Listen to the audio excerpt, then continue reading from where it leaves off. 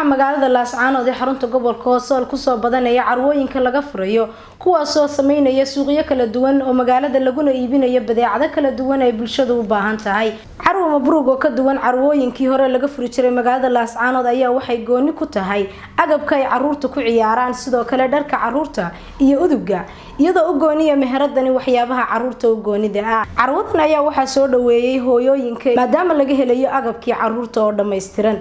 Carwadan ayaa waxay tahay carwadii ugu horeysay oo dhanka caruurta lagana furo magaalada Laascaanood. Cabdiqaadir Maxamed Cismaan oo kamid ah dhalinyarada gobolka Sool sidoo kale ahna maamulaha xaruntan ayaa wuxuu warbixin ka bixinaya carwadan iyo waxyaabaha ay hayso. Bismillahir Rahmaanir Rahiim. Magacaygu waa Maxamed Cabdiqaadir Maxamed, waxaan ku soo dhaweynayaa dadweynaha reer Laascaanood carwada ciyaalka Carwo Mabruug oo ay ka helayaan dhammaan agabkii ciyaalka haddii ay noqoto labiskoodii, haddii ay noqoto shoppingkoodii, haddii ay noqoto dhammaan wixii ay ku ciyaari lahaayeen iyo wax allaale wax u baahdo ilmuhu ilaa marka uu dhasho ilaa iyo 12 sano inta u dhaxaysa dhammaan laga helayo labis noqoto waxay ku ciyaari lahayd. waliba aan u sameynayno qiimo jaban oo discount aan u sameynayno dadweynaha reer Laascaanood carwada oo muddo furnayd kana mid ah baahiyaha loo qabay magaalada u qabtay in aanay hore u lahayn carwo ciyaal annagoo ku soo dhaweynayna gacmo furan xilli kasta iyo goor kasta oo meheradu ay furan tahay. waxaan leenahay shacbiga reer Laascaanood ku soo dhawaada carwada ciyaalka ee Carwo Mabruug. halkan waxaa ka mid ah qalabkii caruurta ku ciyaaraysay oo bombalayaashii iyo qalabkii ay ku ciyaarayeen, sidoo kale waxaa ka mid ah agabkii fadhibaradka oo caruurta fadhibaradka lagu fadhibarayo oo laba naqshadan iyo naqshadan oo naqshadaha waaweyn ka mid ah. waxaa ka mid ah dharkii 40 baxa oo isugu jira wiilal iyo gabdho isugu jira deebu ku sabab leeyahay dharkii 40 baxyada gabdhaha weeye noocani. haddaynu xaggana eegno iyana waa kuwan kuwii wiilasha oo midabo kala duwan leh oo kuwa noocyada aad arkaysaan oo noocyo kala duwan ah. waxaa ka mid ah qalabkii lagu qaadayay caruurta dhakhtarka iyo marka loo qaadayo madaxa loo gelinayay. waxaa ka mid ah halkan ku jira bustayaashii madaxa lahaa oo ilmaha lagu qaadayo kaasi waa naqshad. waxaa kaloo ka mid ah naqshad kale oo taa ka yara weyn oo iyana ah nooca caruurta lagu qaado. naqshadani waxay tii hore kaga duwan tahay laba qodob. marka hore way ka weyn tahay, marka labaadna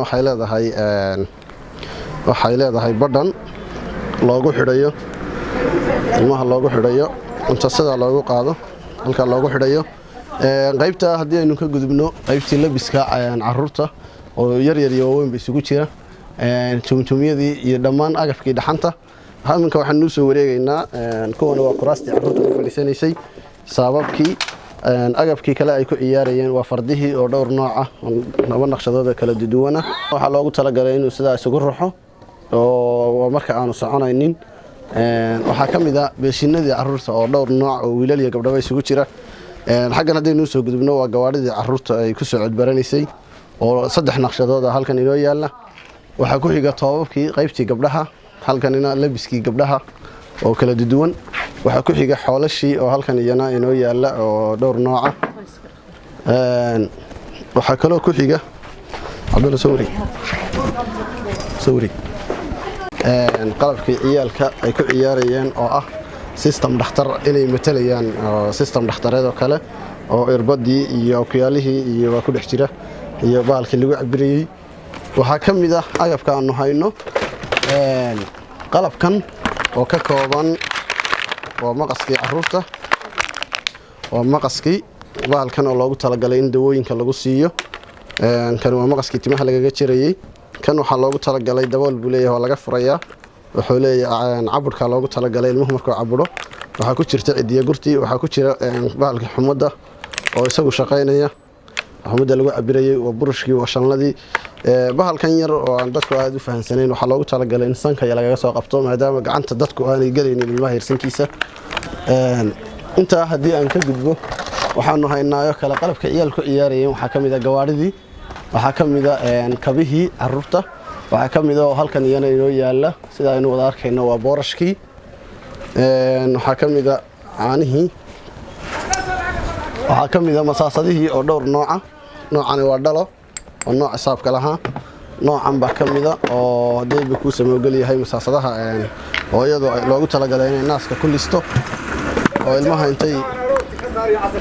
ilmaha intay u buuxiso ilmaha intay baasha ugu listo u buuxiso bacdan kale wataayo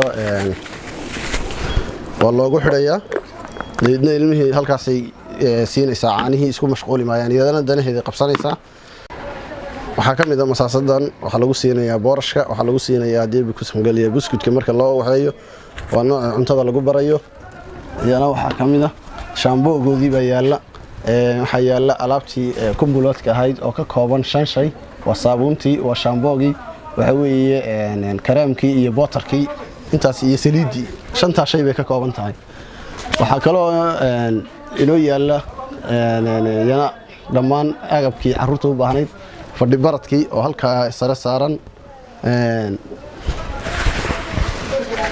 waxaa ka mid ah bahalkan oo dhowr naqshadooda 3 naqshadooda kala sareysa weeyii hadarkan waa tii ugu yarayd mar waa dhinacan waa tuwal dhinacanna waa mushamac oo labada dhinac waa loo adeegsanayaa ilmaha oo u googleysaa xagan waa mara jilicsan oo aan waxba la yeelaynin xaganna waxba uga gudbi maayaan xaggii joodariga ugu dambeyntii waxaa horumar ballaaran laga dareemayaa magaalada Laascaanood dhanka ganacsiga ay ku soo badanayaan meherado aad u waaweyn xamdi cabdilaahi xamdi qaran